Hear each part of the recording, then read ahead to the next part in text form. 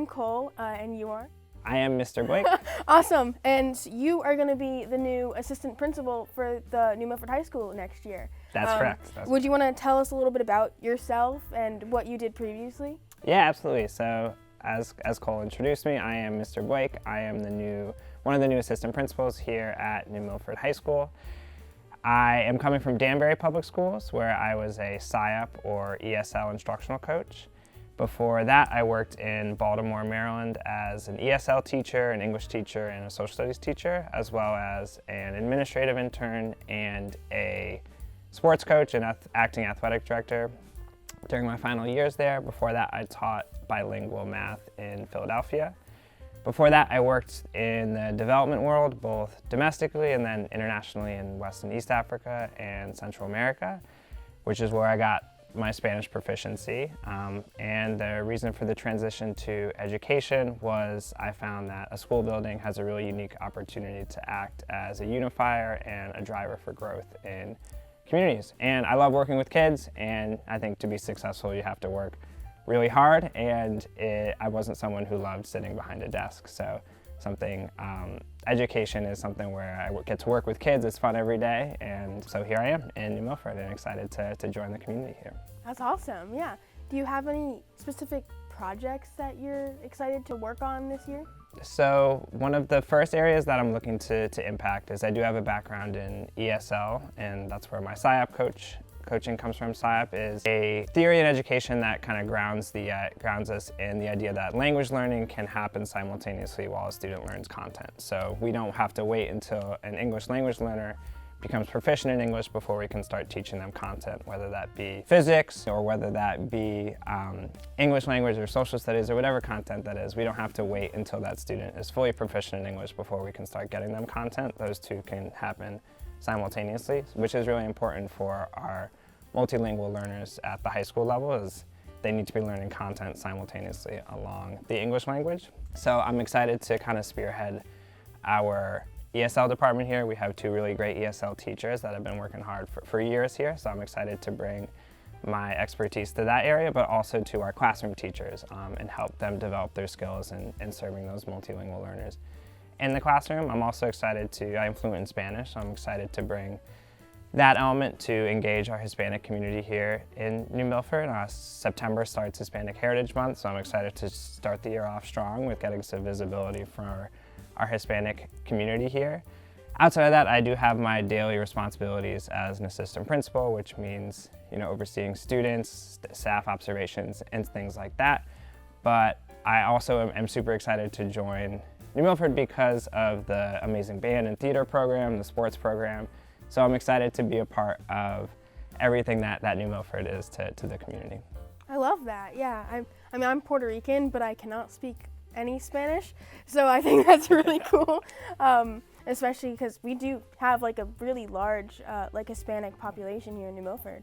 I love that, and all of the other things you talked about with all the other branches of what you do. So how do you really plan to sort of connect with the students throughout the school year? Yeah, no, it's a challenge because I think coming from a teacher background, you have maybe 20, 30 kids in your classroom at a time, and then you see maybe 100 kids throughout the day. Now I'll be responsible for about 400 students, and we have 1,300 students about here in the school. And I think in order to do my job well, there needs to be a personal relationship with each one of those students. And that's a lot, Yeah. That's a lot. But I think that's not something that can be lost, because when we start looking at students just on an aggregate school-wide level of data points and things like that, we lose the whole reason that we got into education, which is that we love working with kids. So I think there's a lot here that has already been built and already been established in terms of, like I said, clubs, extracurriculars, sports. And I think it's important for whatever you are role in a school building to show up for those things, to support those things. So I am a big sports fan, so I'm excited that I'll get to be able to connect with students by going to football games, volleyball games. Golf matches is the term, and golf games, golf matches, I gotta learn that one. But you know what I mean, just going to those things, being involved in clubs. Like I said, being someone who, if it doesn't exist, being someone that students can go to and say, hey, I also wanna create this club or this opportunity, this activity, and be someone who has the resources to help make that happen. You as an assistant principal, what do you plan on doing differently or discipline-wise?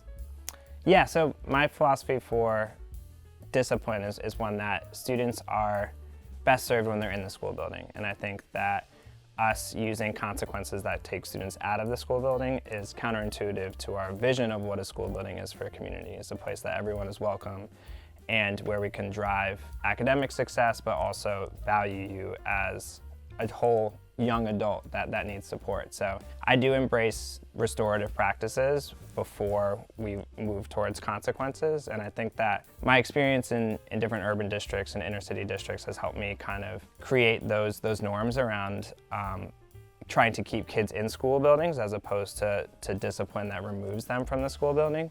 So I am trained in social emotional learning and trained in restorative practices, whether that be a restorative circle or just a whole behavior intervention plan for a student. And I think that's been grounded in my experience in the classroom and building relationships with students and families and being able to meet each student, each family where they're at and support them as a whole child. And I think when you do that, a lot of the behaviors or consequences go away. You know, there's definitely still a need for this as a school building and academics are the priority and we need to uphold our district's code of conduct. But at the same time, like students should have a voice and when there is a behavior that comes up, not trying to extinguish that behavior without understanding why the behavior existed in the first place. And I think that the root of that is getting to know each of your students on a personal level to understand where they're coming from and be able to support them. Yeah, that's perfect. Like, yeah, I agree with that, definitely. So taking action is like not the main thing, like you want to sort of help them get through that. For sure, and I think, Cole, you bring up a good term of taking action, right? Like taking action can mean a lot of different things, and when we look at discipline, a lot of times when we think taking action, we think detention and school suspension, out of school suspension, expulsion, but taking action could be just like listening, you know? Like, hey, what's going on? Did you have a bad morning? Is something going on at home? Did you fail your chemistry test, but you feel like the chemistry test wasn't super fair? Did you fail your physics test because you didn't have time to study because you're working and you had your boss called you in for another shift or something like that? So I think taking action doesn't have to necessarily mean a consequence. Taking action could just be hearing where you're at.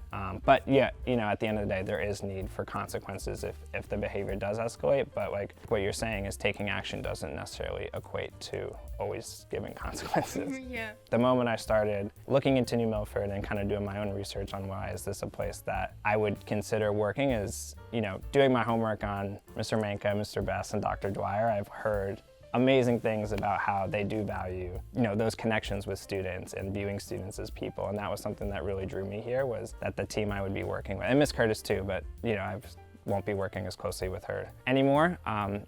But yeah, like Mr. Best, Dr. Dwyer, and Mr. Manka like really emulate that philosophy of like valuing the whole child and like checking in on your engineering projects and like viewing you as people, not just data points for, you know, your assessments and things like that. I think sometimes if you come up within a district, if you are a teacher beforehand or if you were a para beforehand and then are able to move into an administrative role, you're able to have the luxury of knowing students and families for years at a time. So there will be a lot of work this year creating those spaces and environments where I do get to connect with students and families and kind of condense that in for the start of the school year and hit the ground running with that. But again, I think New Milford makes my job in that sense easier because there's already so many great systems in place for extracurriculars, for sports, for clubs, and for engagement with the community that just being a part of that and being visible and being active in those will go a long way in getting that space of not just interacting with students in a classroom or if some behavior comes up, but seeing them as community members, as athletes, as members of the theater program, as musicians, as artists, and all the myriad of awesome things that students here do. But it will be a lot of just going to those things and being visible and active participants. And then as I start to grow within my role in the community here, doing my best to create some of those spaces that I think we have opportunity to grow in. To your point of like why Connecticut, why New Milford, I am from Connecticut and I do love it here just on a personal level. And that's what drew me out of those environments back home to where I'm from. So yeah, definitely. So this is my first week, so we're still learning, but I think first and foremost is relationship building. So there's a lot to do. Our admin to-do list over the summer is quite long and extensive. We are year-round employees, so when you all leave for the summer, we're still here and getting things done. But I think first and foremost, in order to to be successful, just like in a classroom, like a student won't be able to work as hard for your content objective if they don't feel as though you as a teacher value them as a person. So adults kind of work the same way. Like, you have to know who your team is and get to know them on a personal level before you can really dive into the work with them. So a lot of the work I was doing before I started here was getting to know the other administrators here, stopping and getting to know the Board of Education, other stakeholders at the district level to build that relationship and that trust before we really hit the ground running with the school year. So that was a lot of my work before I got started. And then this week is, kind of some of the behind the scenes work that goes into education. So us, doing our school improvement plan and identifying areas for growth this year and understanding what instructional leadership looks like for us this year, what our goals are for different content areas and areas we're looking to focus on this year. So that's what we've been working on. But I think to circle back to that first point of just relationship building is really important in education, both with students, but also with adults, because adults are still just grown-up kids, we have the same needs as kids do. Yeah. It's that question of how do we help both underachieving and overachieving students is grounded in the idea that every student, whether or not you're underachieving or overachieving, has nuanced needs. And even if, I would argue that there's no student that is just achieving at their level. Every student could either do better or need support, and I think that we strive here at New Milford High School to create an environment where there is a trusted adult for every student. So every student can go to an adult and say, look, I'm struggling in this area, whether it be academic, social, emotional, things going on at home. We really work, and this school year we'll continue to work really hard to make sure that every student has that adult and every student has that support that they need. In terms of specifically, there's programs that we're looking in terms of getting more AP course offerings, building partnerships with local universities, and Dr. Dwyer is actually doing some really awesome work with our Career Academy and giving more opportunities for kids in high school to try out different careers before you have to make a huge decision of what you do after high school, to be able to get some exposure there. Dr. Dwyer is doing some really awesome work in that arena. And then for what we would say our underachieving students is, attendance is a big issue for us. That's something that as an admin team we're looking at over the summer, is not just to drill into students like you need to be here every day, you need to be here first block and fourth block, you have to be here all day.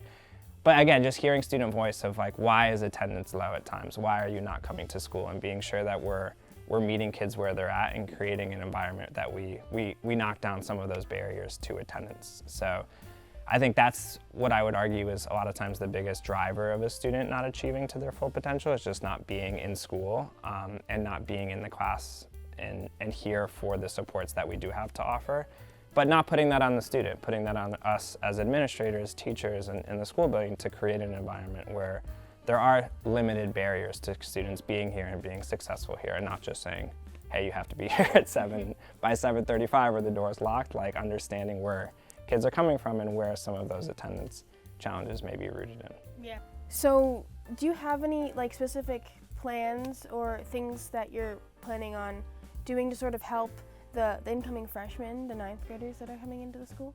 Yeah, so to help our incoming 9th graders feel more, it's a big transition. Incoming 9th graders it is a big transition. So in my belief, the best asset for those students are other students. So other students who have the same lived experience of, I was at Schaghticoke and then I moved to New Milford High School. I can empathize with that transition in a way that an adult can't connect with a student on. So we're building a peer-to-peer mentoring program that will be launched fully this year, where we're matching 11th grade students with our 9th grade students to provide support for those students in a way, again, that adults can't.